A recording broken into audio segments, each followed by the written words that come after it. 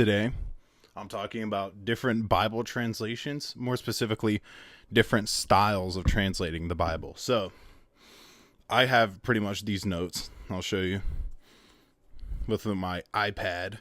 I have all these notes, and I guess we're going to jump straight into it. So, this video is kind of like the process of translations in the Bible. Like, how do they go about translating? And so, where do they get their translations from? And when they translate it into English, where do they go, right? So it's important to mention the Bible is originally written in Hebrew, Aramaic, and Greek. These are ancient versions, so you can speak Hebrew and Greek today. However, these are ancient versions of it. And so I believe there's a village somewhere in the world where they still speak Aramaic, but I'm not 100% sure. I thought I saw that on the documentary somewhere. So basically, when they translate the Bible, they use different methods, and they use different, I don't know if method, let me see, different philosophies. So there's three we're going to go over right now. So they find the original text, and sometimes they'll like go in a cave. I think the Dead Sea Scrolls of Isaiah, which is not a Bible text. However, it has information about Isaiah, which is a prophet. I think I talked about him in my recent video with Hezekiah. So they found this in a cave. So the Dead Sea Scrolls, I think it was a cave. And so that's kind of like where you're probably wondering, like, where do you turn up? Where would these things turn up? They might find it somewhere. It might be buried. It might be sitting in an old temple somewhere, like stuff like that. So kind of like what you would see in Breath of the Wild. What you would see in Breath of the Wild, where you go into a building, you see like an old sword or something. So here we go. We're going to talk about the philosophies of the translation. So there's something called formal equivalence. Formal equivalence is basically word for word. So they take the original text, Hebrew, Aramaic, Greek, and they translate it word for word. So something that would be very similar, the version I use in New American Standard Bible, I use that because it's formal equivalence. It's word for word, because that way it's literal and I can understand it. So if you have I don't want to say a higher level of reading comprehension, but if you can understand it pretty well, it's not that big of a deal. So dynamic equivalent, it's the philosophy of translating the Bible to your language, but you adhere to the meaning of the text rather than word for word. So it's called thought for thought, but it's the meaning of the text. So dynamic equivalent's all about the meaning. So if I said, like, don't slap your neighbor, dynamic equivalent might be like, don't do harm to that person. Like it translates the raw meaning of that. However, formal equivalence is don't slap your neighbor. You know what I mean? So you have to like piece together the meaning in your own mind. Optimal equivalence is the idea that they can translate the Bible to your language by prioritizing easy to read and most accuracy. So optimal equivalence was used for versions like, what was it? Let me see if I can find it. It was versions like what was it? It was used for versions like the CSG, the Christian Standard Bible, and the Holman Christian Standard Bible. So they use optimal equivalence. So I don't know if they spearheaded that philosophy or if they were already using it, but that's what that's what they use. And so when you read the CSG, you notice that it's different, but it's prioritizing easy to read and most accuracy. And like dynamic equivalent, I think I'm trying to think. I think NIV, the New International Version. I can't remember, but I think they use that. I can't exactly remember. But I know, let's see. Now, there's one more.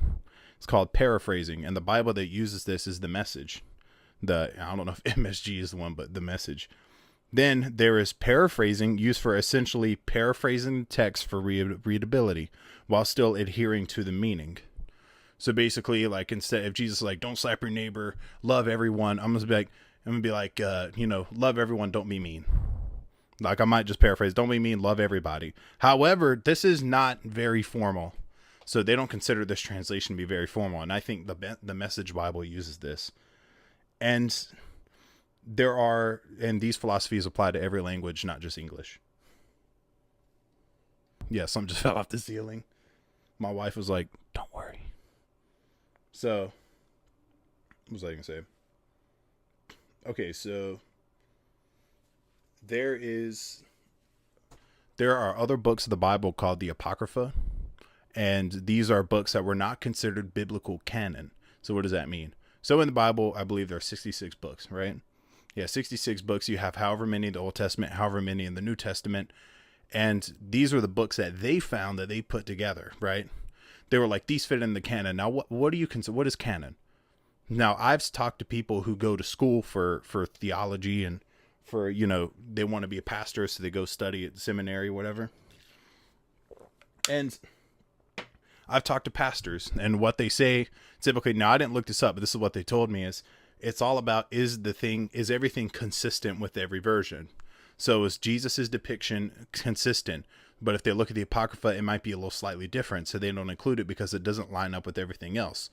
So it's like saying, well, I want to do this. However, is this red? Is this red? Is this red? Then it's in the Bible. But if this is red and this is like blue, or this is pink, I don't know. Like, because there's a story that didn't make it into the Bible. It's in the Apocrypha.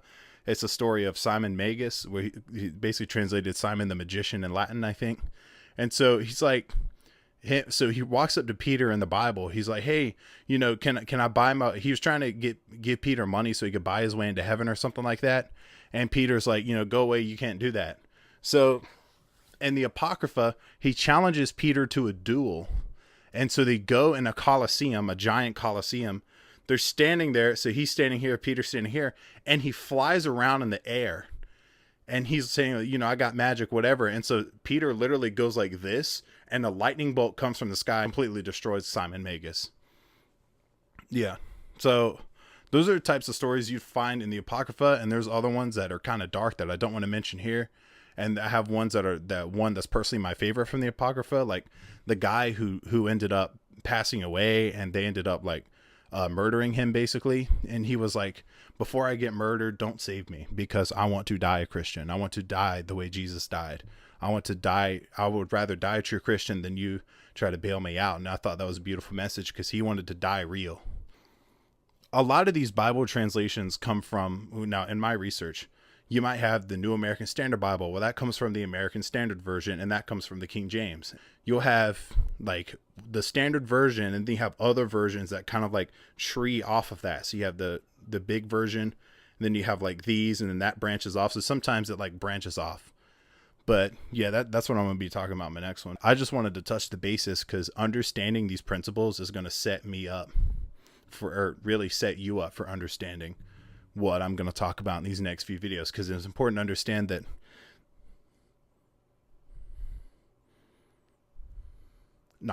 it's important to understand that the Bible comes from ancient text in ancient languages. So when they translate, now if they're doing a raw from scratch translation, they'll go in the Bible and use the ancient text. But if they're coming from like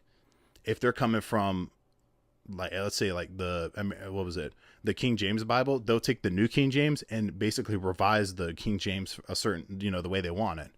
So basically, if it's homegrown, it's from the original text, and they might use other texts like the Dead Sea Scrolls of Isaiah, or they might just completely take a current Bible and revise that down and down. So you might have a revision of a revision of a revision of a revision. And that's just how they do this, when they make these translations, and they're always an initiative started by a company. So you have like a company, and they're like, oh, okay, well, let me get all these pastors together. We're going to do something. So I believe the Lockman Foundation, they made the New American, well, what did they make?